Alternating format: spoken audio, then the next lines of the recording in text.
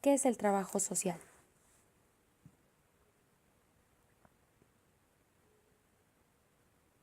La profesión de trabajo social promueve el cambio social, la solución de problemas en las relaciones humanas y el fortalecimiento y la liberación de las personas para incrementar el bienestar, mediante la utilización de teorías sobre el comportamiento humano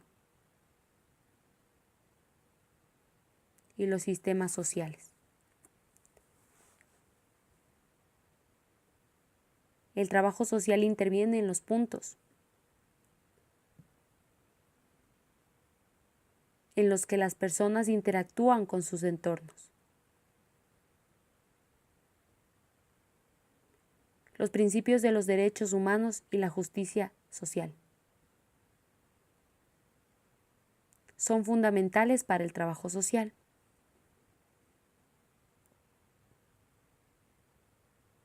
Esta es la definición adoptada por la FITS, Federación Internacional de Trabajadores Sociales. 15 de abril, Día Mundial del Trabajo Social. Haciendo un mundo de diferencia.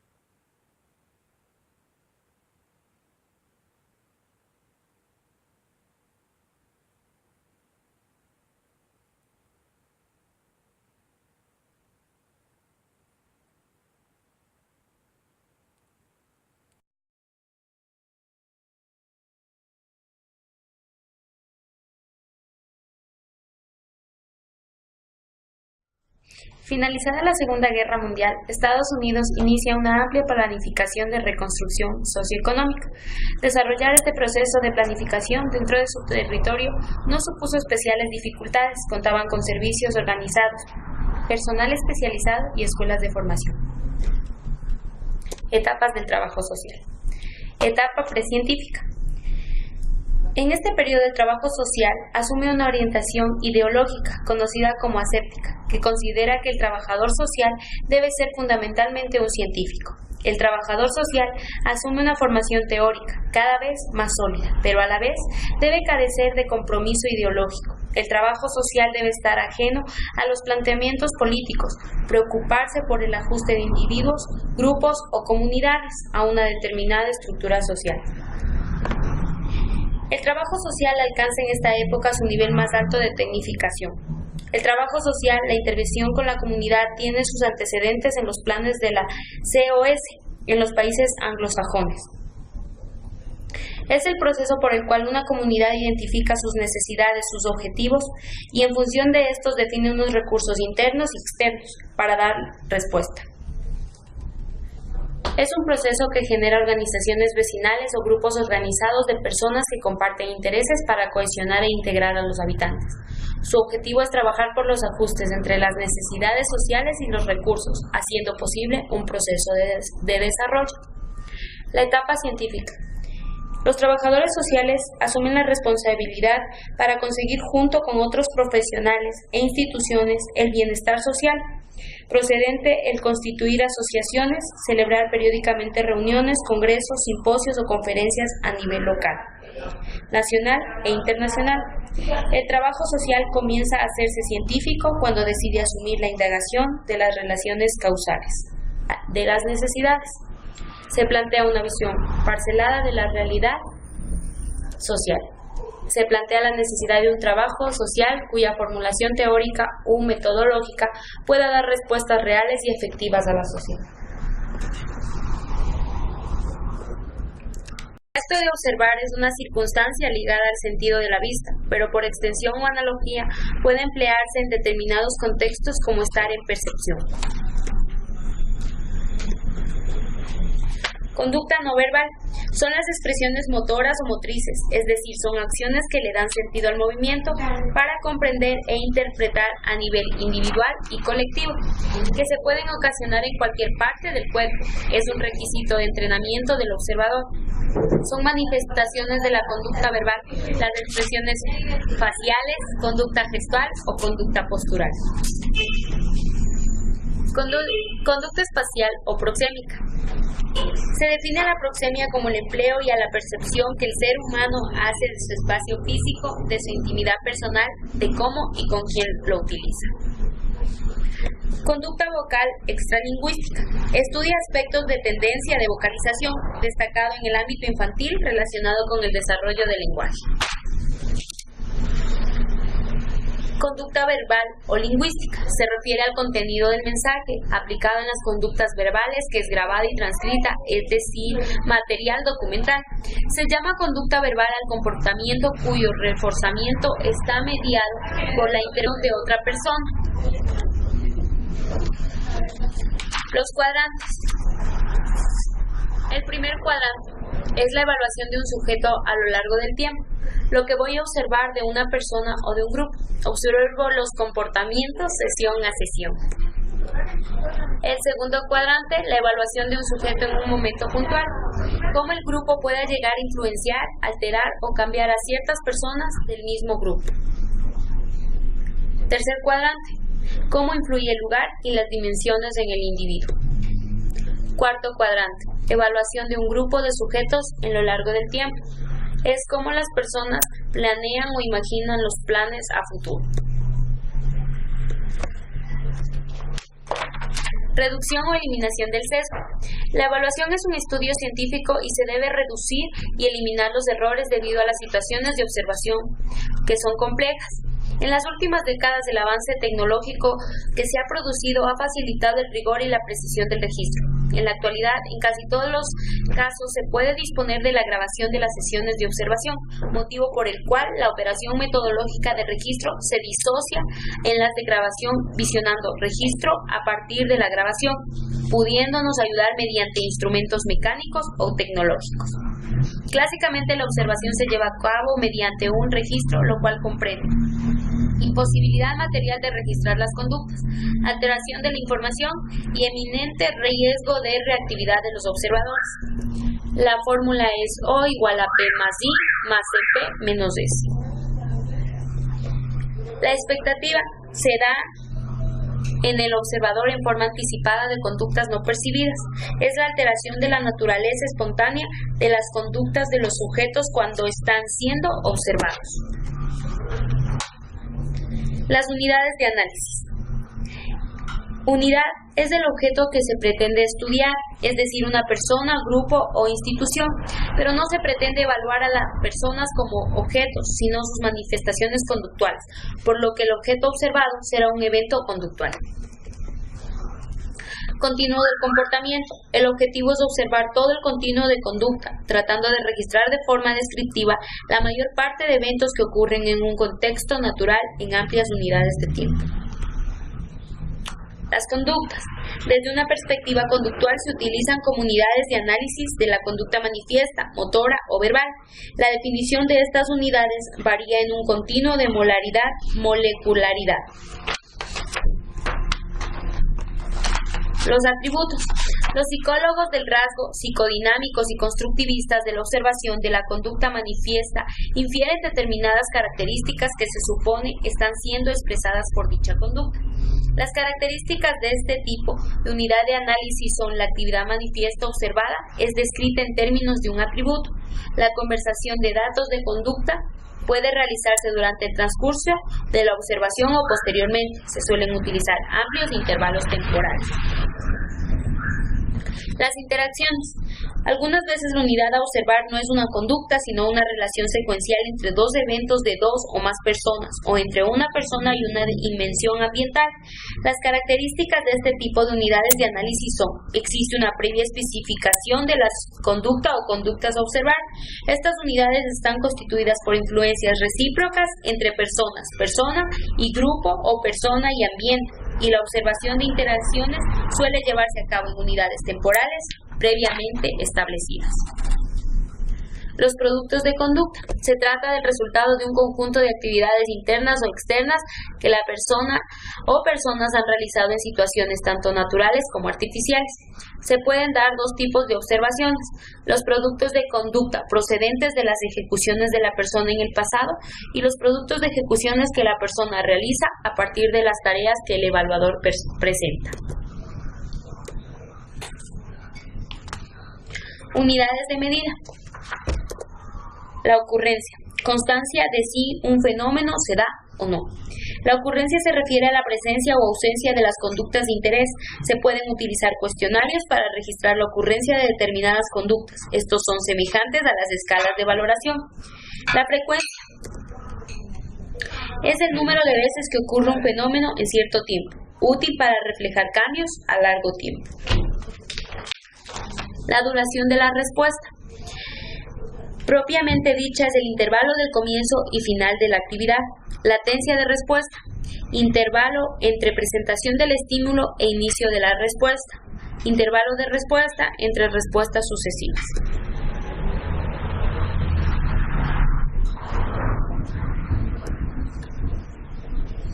Técnicas o instrumentos de observación.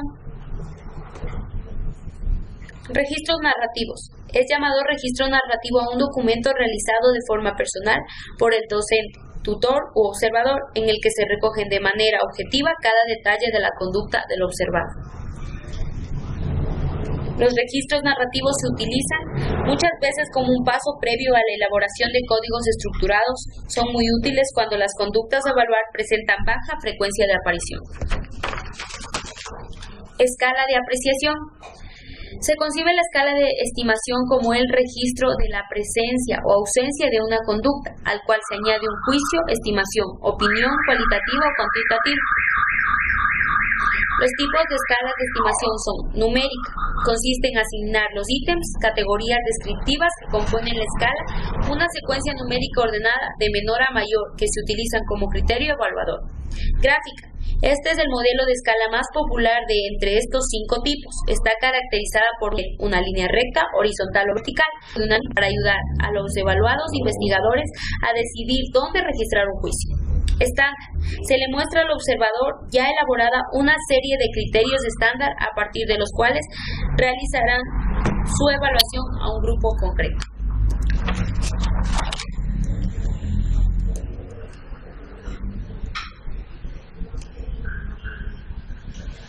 El muestreo es el proceso de seleccionar un conjunto de individuos de una población con el fin de estudiarlos y poder caracterizar el total de la población. Muestreo de tiempo. ¿Cuánto tiempo se observa, con qué frecuencia y en qué momento?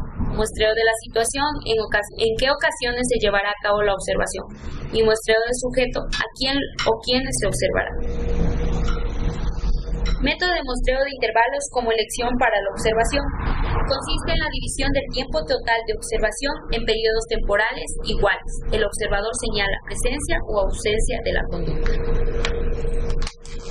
Categorías por muestreo de intervalos. El muestreo de un intervalo total o completo, registro en el intervalo parcial y las muestras momentáneas.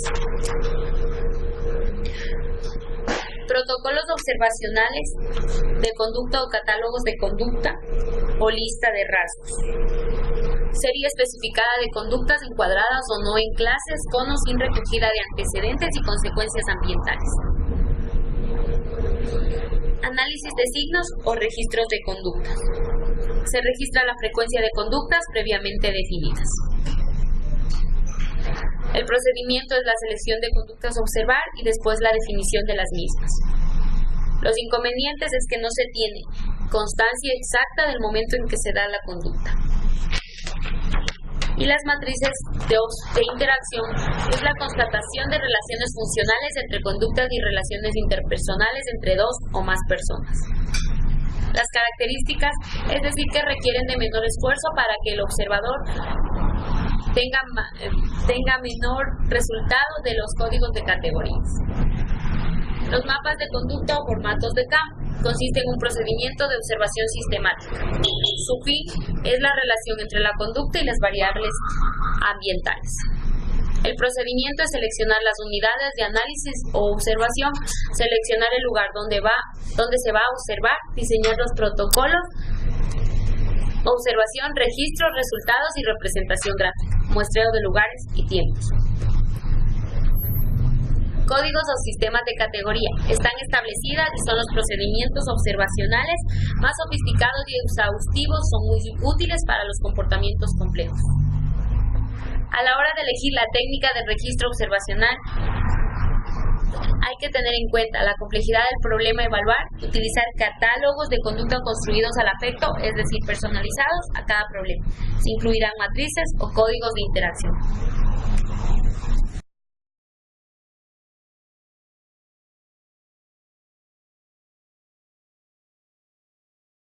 Aquí nos encontramos con Pablo Poveda, a quien le vamos a realizar una serie de preguntas sobre la observación.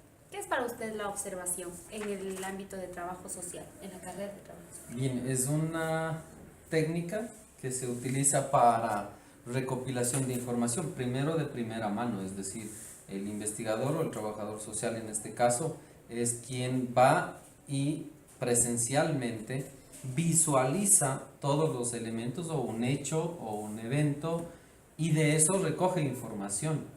Es una de las fuentes más directas que se tiene para recopilación de información de experiencia. La investigación básica tiene que empezar por ahí, es lo que el trabajador social hace siempre. Ir, observar y recopilar toda la información que pueda para analizar el caso. Ya. Dentro de la observación, entonces, con lo que usted me dice, hay un qué observar. ¿Cómo lo dividiría usted en el ámbito no verbal y verbal? Yo creo que hay muchas configuraciones, muchas formas como puedes ir segmentando la observación. Primero hay una observación que es directa, hay una observación que es indirecta. La primera se refiere al tema de yo presencio un acto, yo estoy vivenciando el acto que está transcurriendo y yo soy como el veedor directo de esa instancia. Sin ser parte del problema, yo estoy metido en ese escenario. Y lo otro es hacer una recopilación de información a través de la observación indirecta, que puede ser yo como alguien que visualiza algo, alguien que ve de lejos de un tema, alguien que ve como muy ajeno a la situación, sin estar participando en ese escenario. Pues eso por comenzar la parte de... Luego, pues en la observación, tú puedes clasificar un montón de cosas. Puedes clasificar, por ejemplo, los hechos, las relaciones, los roles, el lenguaje, las posturas físicas. Puedes observar los bienes, la distribución geográfica de una población. Tú como trabajador social puedes hacer el análisis de la organización arquitectónica o el diseño de un pueblo, de un poblado, de un barrio. Puedes hacer tú una observación de un basurero, de un foco de infección de salud. Puedes hacer la observación de una casa y observar toda la disposición interna de la casa. O sea, yo creo que es innumerable las formas o los objetos que se pueden observar. El lenguaje, si bien como tú lo notas, es una de las partes que se puede observar, es un sujeto de estudio si se quiere, el tipo de lenguaje, cuándo se usa, cómo se usa, cuál es el lenguaje básico, cuáles son los artificios del lenguaje que construye cada sociedad, o cuál es el lenguaje, la tipología del lenguaje que ha construido una sociedad en un acuerdo mediático. Y esto vale decir, en el Ecuador tenemos varios sectores del país donde existen muchas palabras que no necesariamente son conocidas en otras. Y esto es parte de la observación que podemos hacer para hacer un estudio de cómo las configuraciones del lenguaje se van dando. No necesariamente el lenguaje bueno o malo, sino simplemente el uso del lenguaje. Luego, claro, está el lenguaje en otros medios, como el lenguaje en los medios educativos, los lenguajes populares, los lenguajes estos que camuflan o soterradamente tienen un mensaje distinto al que necesariamente plasman en el lenguaje. Son construcciones literarias que pueden hacer las personas para jugar con el lenguaje y dar un mensaje. Si tendría que definir a la observación como algo principal, ¿cómo lo haría? No, la observación yo creo que no hay cómo definirla más allá de lo que corresponde. Es una técnica, es un instrumento, si se quiere, en cierto punto de la investigación, de la cual nos ayudamos para obtener información, ¿no? Es importante, sí, es muy importante porque eso te hace testigo, es decir, te hace tener un testimonio directo, fidedigno de lo que se está viendo. Filosóficamente se dice que ni siquiera la vista puede albergar tanta información como la que podemos captar en el cerebro, pero sí, al menos de lo que conocemos y sabemos, es una de las primeras formas o fuentes de la investigación de donde podemos nosotros sacar los elementos a través de la observación directa. Y para terminar, ¿cree usted que todos podemos observar? Todos somos observadores. Quienes más, quienes menos, somos observadores y tenemos parámetros técnicos o no de observación. Es decir, la persona que nace y empieza a tener uso de razón, empieza a observar las cosas y de lo que observa da, produce, dice, argumenta, aprende, a no ser que sea un invidente, y pues lo único que se hace es cambiar los canales de la observación. ¿Sí? Si bien no podemos ver, pero sí podemos observar, o sea, podemos entender a través de otros canales, no necesariamente la vista. Entonces sí, todos podemos, unos más en la parte técnica, otros menos en la parte técnica, pero todos lo hacemos, todos aprendemos, todos vemos, todos observamos y pues sacamos provecho de eso, tarde o temprano. Gracias. Gracias, el mundo.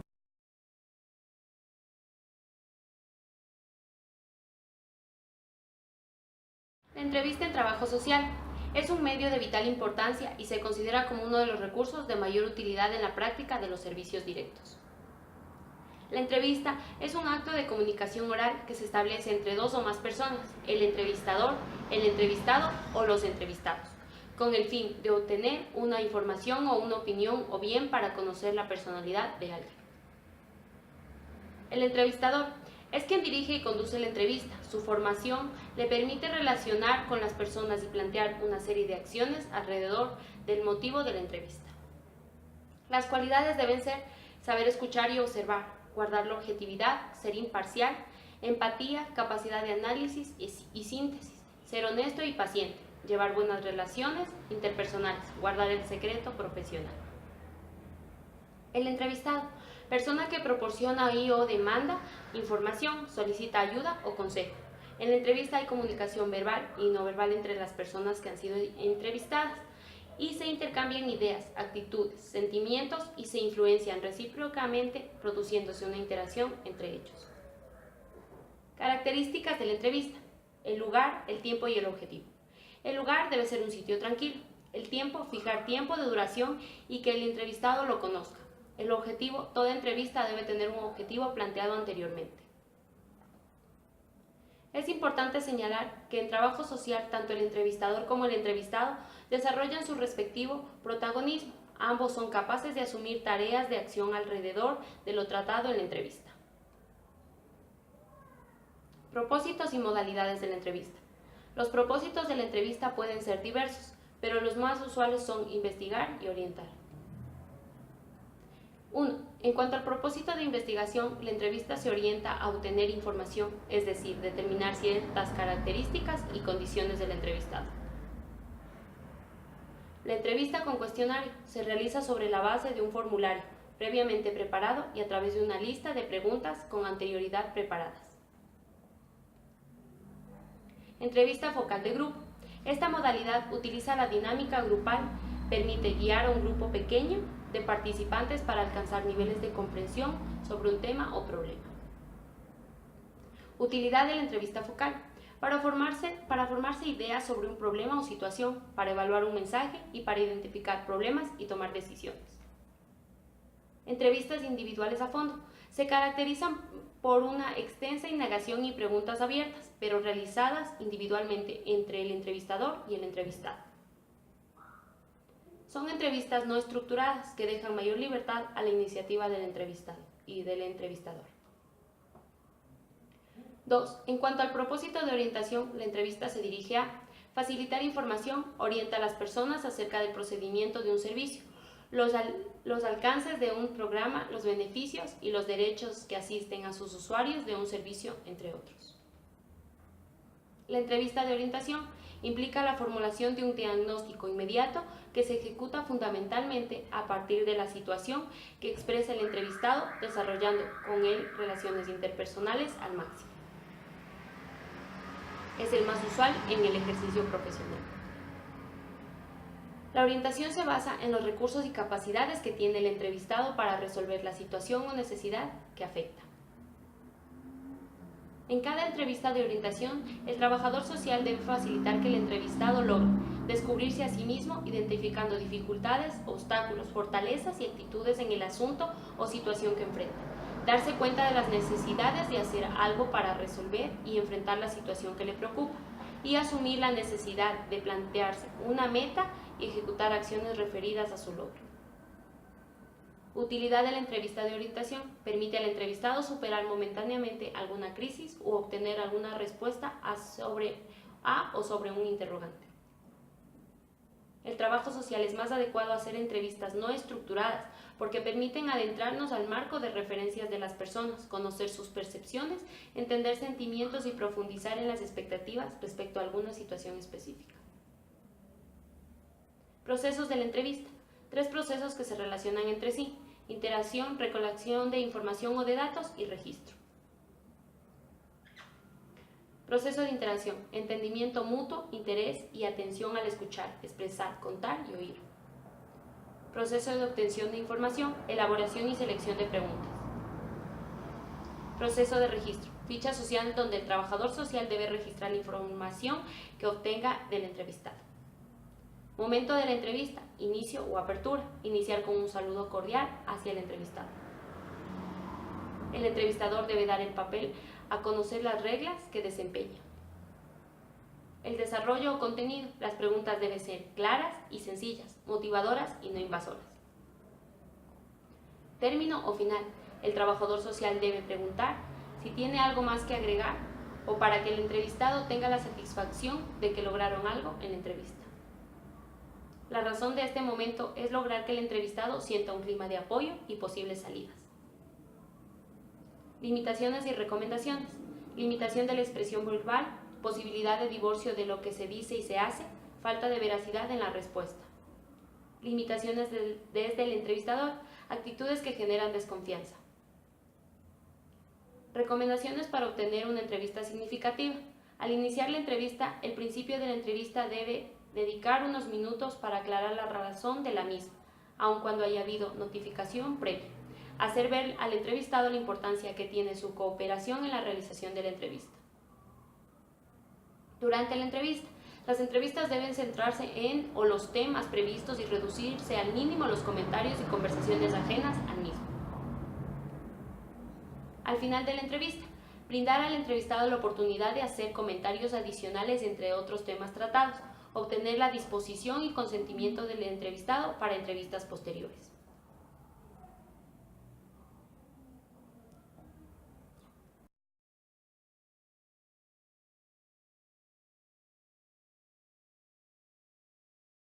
Genograma o familiograma. El genograma o familiograma es una representación esquemática de la familia, la cual provee información sobre sus integrantes en cuanto a su estructura y sus relaciones. En un genograma se registra información sobre los miembros de una familia y sus relaciones sobre por lo menos 3 generaciones. ¿Para qué sirve el familiograma? El familiograma es un instrumento diseñado para evaluar el funcionamiento sistemático de la familia y es útil para la identificación de familias cuya estructura las coloque en algún riesgo de carácter biológico, psicológico o social. Además, el familiograma permite conocer en qué etapa del ciclo vital familiar se encuentra la familia, el tipo de familia, los eventos de salud más importantes que le han ocurrido a cada uno de los miembros y aspectos relevantes de las interrelaciones entre ellos. ¿Qué muestran los genogramas o familiogramas? Los genogramas muestran la estructura de una familia, las relaciones entre los miembros de una familia. Al hacer un genograma para su familia, tenga presente un objetivo claro, esté preparado para recibir mucha información y esté preparado para recibir información personal.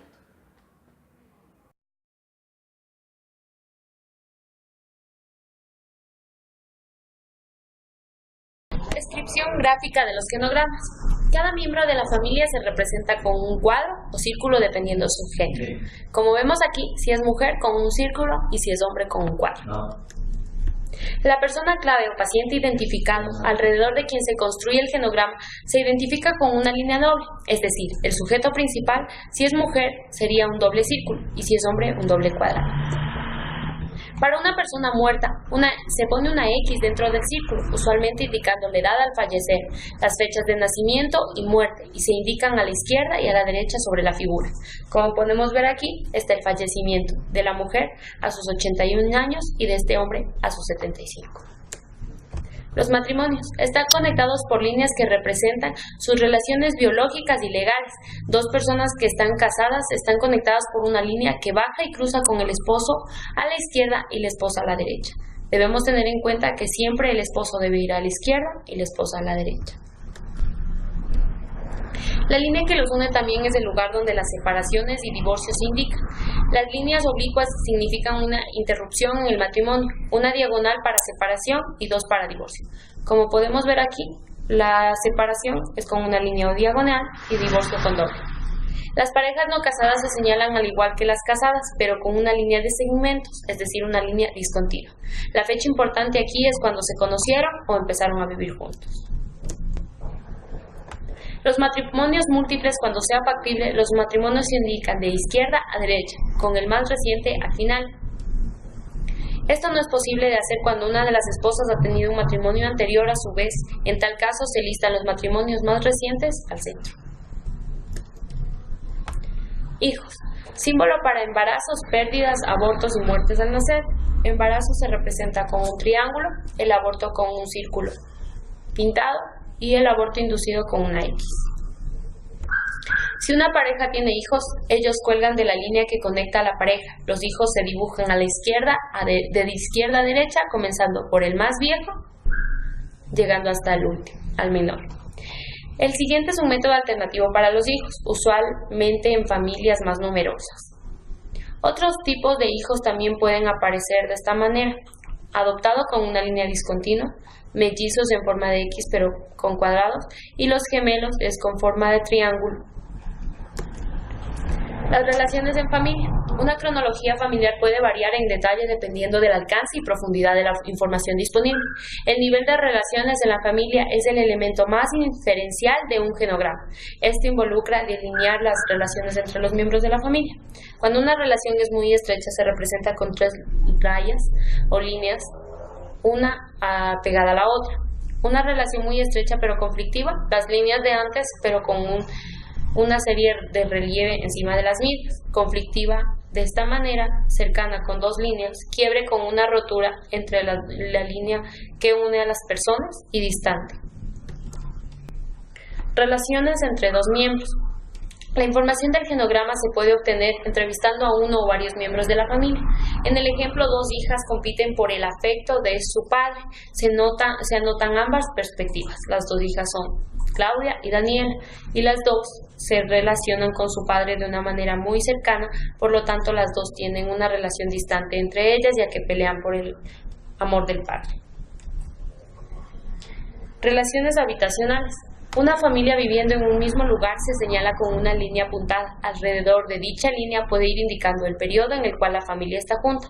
En este caso, este sería el círculo familiar. ¿Cómo se aplica el familiograma? En primer lugar, se debe explicar brevemente al paciente del familiograma y sobre la necesidad de conocer su familia. El familiograma debe ser llenado con la colaboración del paciente. ¿Qué información puede obtenerse del familiograma? Una vez concluido el familiograma, es importante precisar quién lo hizo y cuándo. La realización del familiograma es sencilla. Se puede hacer en varias sesiones. Se realiza con el tipo de familia, repetición de pautas a través de las generaciones y si el paciente es el mayor o el menor.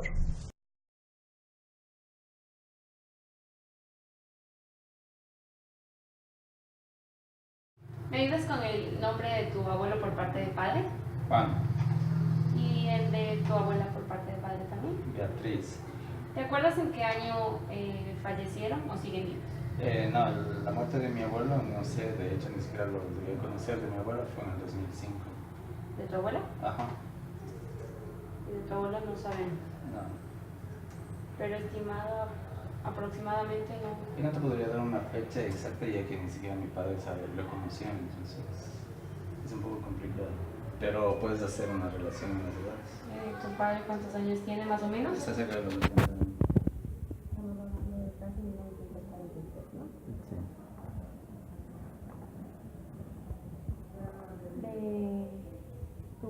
abuelo por parte de padre nació tu padre y algunos otros hermanos más.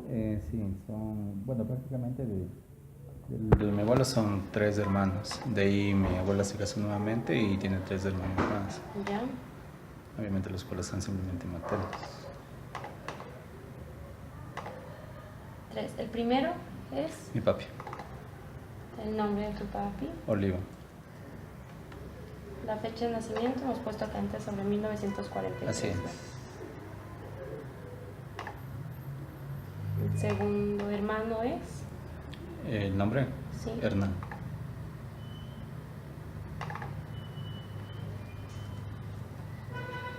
más o menos sabes los años. No sé, pero sí les tengo una diferencia de unos 12 años a mi papi. 1950, ¿está bien? Sí, Y el otro hermano más me dices, ¿verdad? así es. ¿El Víctor. nombre? Y más o menos qué edad tiene. Él con mi tío Hernán tiene igual una diferencia de unos 8 años. 1950, 60 vamos a ponerle, ¿no? Ya. Entonces tu papá se casó con tu mamá. Así es. ¿El nombre de tu mamá? Carmen.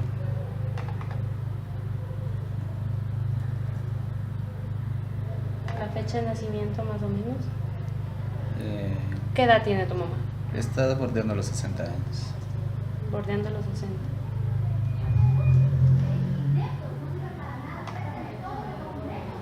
Ya. Entre tu papá y tu mamá, ¿cuántos hermanos son? Somos 5. ¿Cuál es el mayor? Y yo, De ahí va. mi hermano Santiago, Ya. Un ratito, a ver, ¿me ayudas tú? ¿Te llamas? Paul, Fecha de nacimiento. 85. De ahí va tu hermano, Así es. Santiago, me dijiste. Ajá. Más o menos. 88. De ahí va. Mi hermana, Carmen, La fecha de nacimiento o la edad. 91. 1991. De ahí va. Mi hermano Olivo, Oliva. Más o menos la edad. nació en el 94. Y por último, Mi hermano Ángel,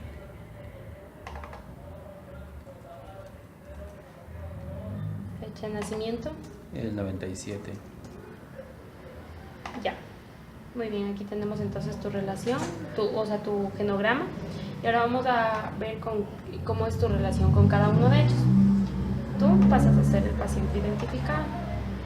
Por lo tanto, ¿me puedes decir cómo te llevas tú con tu mamá? Con mi mamá tengo una relación un poco cercana, pero es bastante comunicativa. Ya. Hablamos no tan seguido, pero es con la que mejor comunicación tengo de toda mi familia.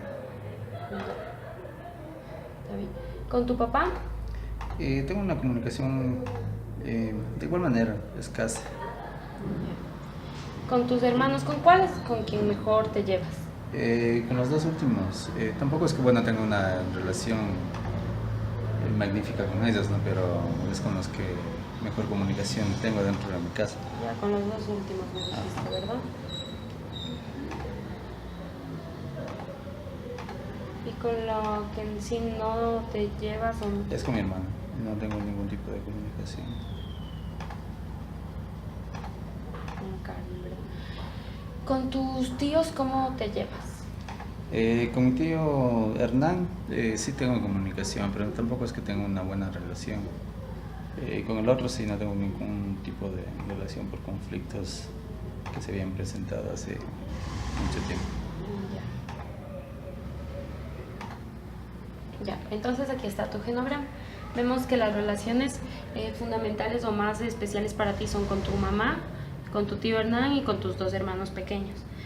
Con tu hermana Carmen no te llevas, pero vamos a saber el por qué, y asimismo con tu tío Víctor. El ecomapa son las representaciones de las relaciones y los comportamientos y las redes sociales. Identifican tanto las conexiones fuertes como las débiles, ayudando a enfocar los esfuerzos de los trabajadores sociales para arreglar los problemas familiares y aconsejar a los individuos con conflicto. Los trabajadores sociales aplicamos ecomapas como una herramienta en la orientación familiar e individual. Representación gráfica. El núcleo es nuestra familia, con quienes convivimos, rodeado por miembros de la familia, los cuales son apoyos informales, nuestros abuelos y amigas, y apoyos formales, el médico y la trabajadora social. Las fuentes de apoyo son los abuelos, mi amiga y mi otra amiga. Y las fuentes de estrés son el médico y la enfermera. Apoyos. Se une con líneas los que sean de estrés, el apoyo emocional.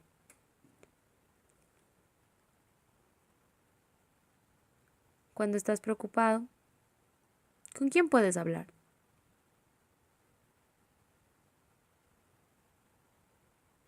¿Quién te anima? ¿Con quién quedas cuando quieres relajarte o divertirte? Ayuda, cuidado, niños.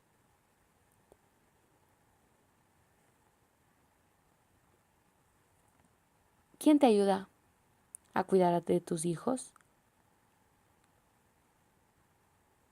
¿Con quién hablas cuando tienes dudas sobre tu hijo? Tiempo. ¿Quién dedica tiempo a tu hijo?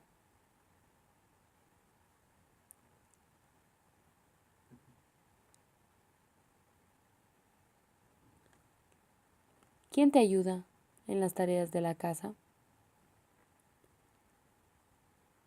¿Quién te ayuda a buscar información de servicios para ti y tu familia? ¿Quién te acompaña cuando necesitas ir a algún sitio?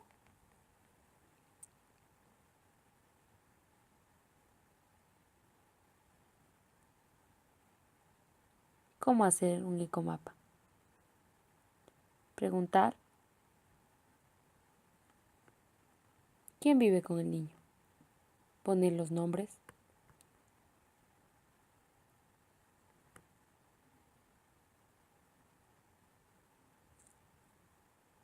Mamá, papá, Clara, Sergio.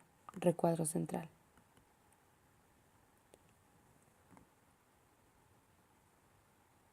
Familia extensa. La mamá, el papá de la mamá, los hermanos de la mamá. Apoyos informales. Sara, amiga de mamá. Los padres de papá, los hermanos de papá y su mujer.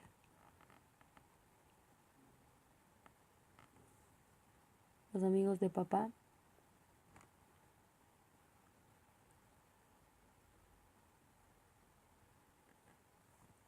Otros amigos.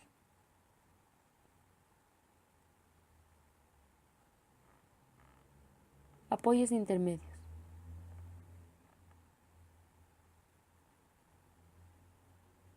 Compañeros del trabajo y apoyos religiosos.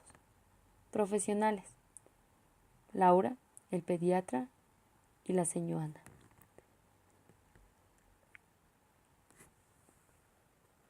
Recursos financieros.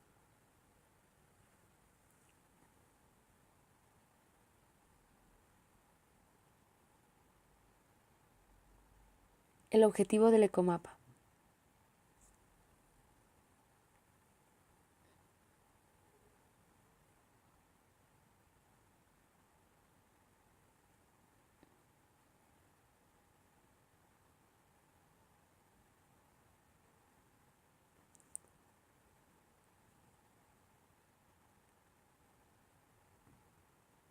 El objetivo es contar a la familia,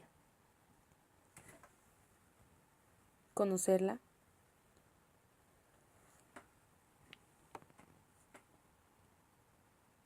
tranquilizarla,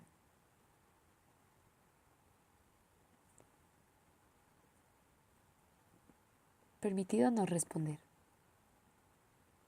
Información. No preguntar.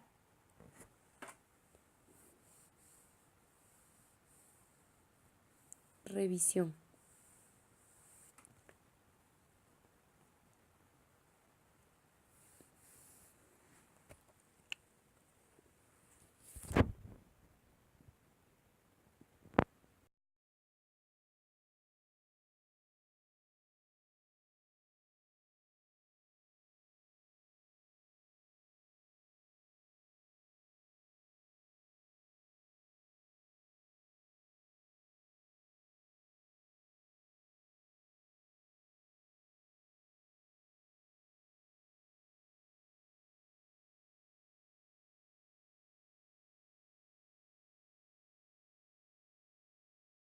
El APGAR familiar es útil para evidenciar la forma en que una persona percibe el funcionamiento de su familia en un momento determinado. Es un instrumento desarrollado para evaluar el ambiente emocional que rodea al paciente, la capacidad del grupo familiar para hacer frente a la crisis. Puede aplicarse a diferentes miembros de la familia o solo a uno, mientras mayor sea el número de integrantes de la familia a los que se les aplique, más completa será la visión. Puede aplicarse en distintos momentos para ver la variación en el funcionamiento familiar. Se ha utilizado el APGAR familiar como instrumento de evaluación de función familiar en diferentes circunstancias tales como el embarazo, depresión del posparto, condiciones alérgicas, hipertensión arterial y en estudios de promoción de la salud y seguimiento de familias. Es un instrumento de origen reciente, habiendo sido diseñado en 1978 por el Dr. Gabriel Smilkenstein, quien basándose en su experiencia como médico de familia propuso la aplicación de este test como un instrumento para los equipos de atención primaria en su aproximación al análisis de la función familiar. Este test se basa en la premisa de que los miembros de la familia perciben el funcionamiento de la familia y pueden manifestar el grado de satisfacción con el cumplimiento de sus parámetros básicos. ¿Qué evalúa el APGAR familiar y con cuánta precisión? El APGAR familiar evalúa 5 funciones básicas de la familia, consideradas las más importantes por el autor: adaptación, participación, gradiente de recurso personal, afecto y recursos. La adaptabilidad mide la utilización de los recursos intra y extrafamiliares para la resolución de los problemas cuando el equilibrio familiar ha sido modificado. La participación mide la cooperación de los miembros de la familia en la toma de decisiones y en la división del trabajo. El gradiente de crecimiento mide la maduración física, emocional y social, que se lleva a cabo a través del proyecto o apoyo mutuo y dirección. La afectividad mide las relaciones de cuidado y cariño que interaccionan entre los integrantes de un grupo familiar y la demostración de distintas emociones como afecto, amor, pena o rabia entre ellos mismos.